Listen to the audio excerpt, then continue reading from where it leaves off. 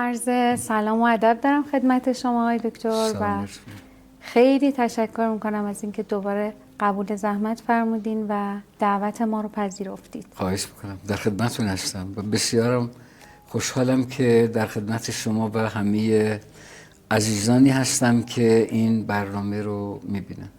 زنده باشید. خب آقای دکتر سوالات رو شروع کنیم. خواهش میکنم.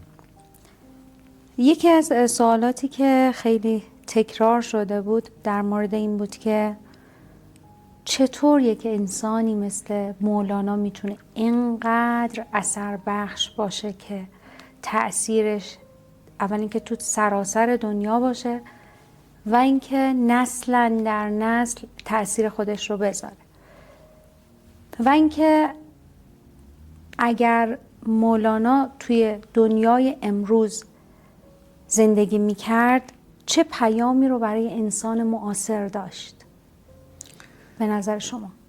پس سوال دو قسمته. یک قسمت اینه که چگونه یک شخصیتی مثل مولانا این گونه اثرگذار می شود بر جهان یا حالا آدم های امثال مولانا، و اگر که بخوایم در حقیقت پیام مولانا رو به مردم جهان بشنویم چه پیام این دقیقاً به انسان امروز. به انسان امروز. یعنی مولانا چه پیامی برای انسان امروز در حقیقت بله. داره. ممنونم. ببین دخترم، من یه نگاهی رو در رابطه با مدیریت زمان باید به تو بگم و به عزیزان. ما یک طول زمان داریم که همین طول عمریه که همه داریم. یعنی تو مثلا ممکنه 80 سال عمر کنی، من 50 سال عمر کنم، او 70 سال عمر کنه. این طول، اینو در مدیریت زمان دارم عرض میکنم. طول زمانه همه ماست.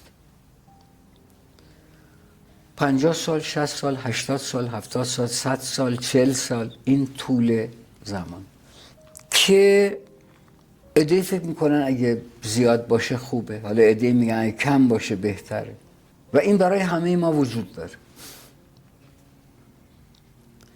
مقدار زمانی را دقت کن، مقدار زمانی را که ما زنده ایم طول عمر میگن. حالا توی این طول عمر یک عده‌ای اینقدر زندن، اما اینقدر زندگی میکنن.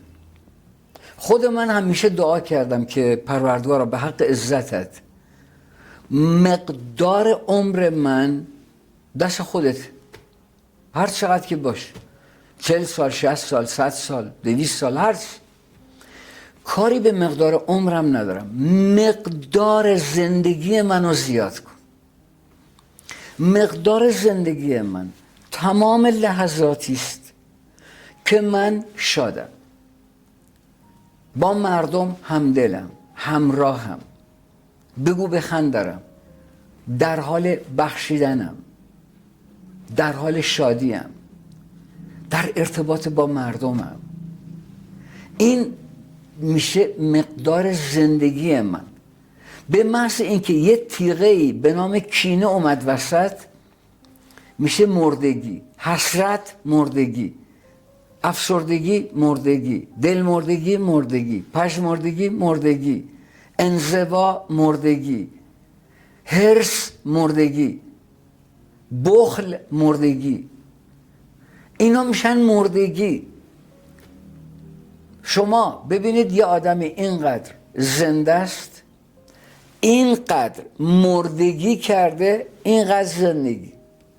آدمی رو هم داریم این مقدار عمر کرده، این مقدارش رو زندگی کرده، هیچ مردگی نداشت، پژمردگی نداشته، دل مردگی نداشت.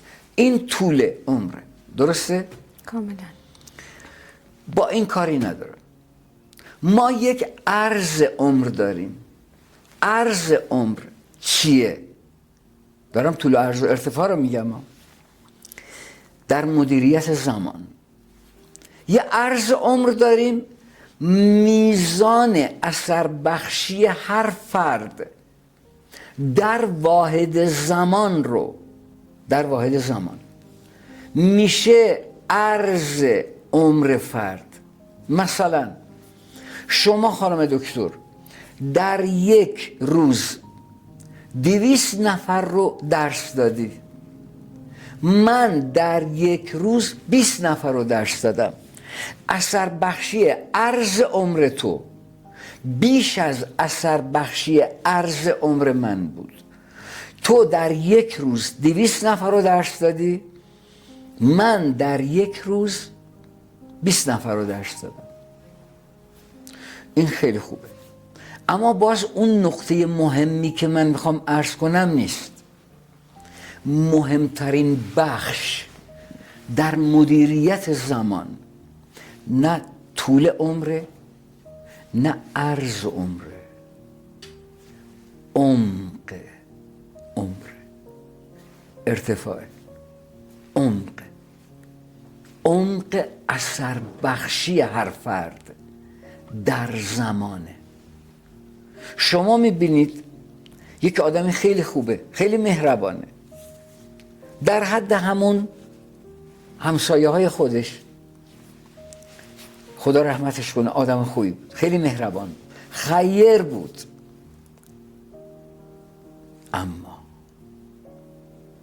اما میبینید یک انسانی 50-60 سال عمر کرده، 830 سال اثر گذاشته در عمق تاریخ و تا الالابد. مثل مولوی اینقدر عمر کرده، اینقدر و الا ماشاءالله اثر گذاشته در تاریخ. عمق اثر، نه طول نه عرض. آقای دکتر، من خودم هر موقع که ستاره ها رو میبینم این تصور میاد تو ذهنم که این ستاره ممکنه که سالها پیش از بین رفته باشه، عمرش تمام شده باشه، ولی هنوز داره نورش به ما میرسه. و چیزی که تصوری که خودم دارم از اشخاصی مثل مولانا این هست که همیشه به این فکر میکردم چطور میشه یک انسان انقدر اثر بخشی داشته باشه. آفرین. دقیقاً اینها با همین معنا ستاره هستن. یعنی جسم مادیشون عین ستاره ها در اون زمان از دنیا رفته، پرتو نورشون عین ستاره هایی که هنوز نورشون در راهه، داره به ما میرسه. میخوام اینو عرض کنم در مورد مولانا که مولانا مگه چه کرد؟ خیلی ها دیگه کتاب نوشتن، خیلی ها دیگه تو عرفان بودن. مولانا چه کرد؟ چه کرد که من 27 ساله که شبانه روز دارم با این آدم نفس میکشم. 27 سال یک سره و پیاپی. ببین دخترم، فرق است بین حکمت و موعظه. فرق حکمت با موعظه چیه؟ حکمت در واقع ارشاد و تعلیم، موعظه تذکره. ارشاد در واقع آگاهیه، اما موعظه بیداریه. این آگاهیه، این چیه؟ بیداریه. حکمت مبارزه با جهله، موعظه مبارزه با غفلته، این مبارزه با جهله، این مبارزه با غفلته. حکمت یاد میده، موعظه یاد آوری میکنه، تلنگر میده. تلنگر میده. حکمت چراغه، موعظه باز شدن چشم برای دیدن مسیر. این چراغ روشنایی مسیره حکمت. موعظه باز شدن چشم برای دیدن مسیر. چرا؟ چون اگر چشم تو باز نباشه، چه روشن باشه چه تاریک باشه، تو میری تو چاه. بنابراین حکمت چراغه، اما موعظه باز شدن چشم برای دیدن.